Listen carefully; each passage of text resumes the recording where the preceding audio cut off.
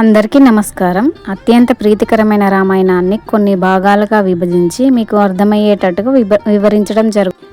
అవి 1 నలుగురు యువరాజుల జననం, 2 తాటక వధ, 3 రామసీతా కళ్యాణం, 4 రాముని వనవాసం, 5 గంగానది వద్ద పడవవాడు, 6 భరతుడు అడవికి వెళ్ళడం, 7 అడవిలో రాముడు, 8 శూర్పణఖ పంచవటికి వస్తుంది, 9 బంగారు జింక, 10 రాముడు హనుమంతుని కలుసుకున్నాడు, 11 వాలి మరణం మరియు హనుమంతుడు లంకకు సిద్ధం, 12 హనుమాన్ లంకకు వెళ్ళిన కథ, 13 లంకా దహనం, 14 సముద్రాన్ని దాటిన వంతెన, 15 లంకపై దాడి, 16 మాయా సంజీవని, 17 రావణుని అంతం పునర్మిలనం, 18 విభీషణుని పట్టాభిషేకం మరియు అయోధ్యకు తిరుగు ప్రయాణం.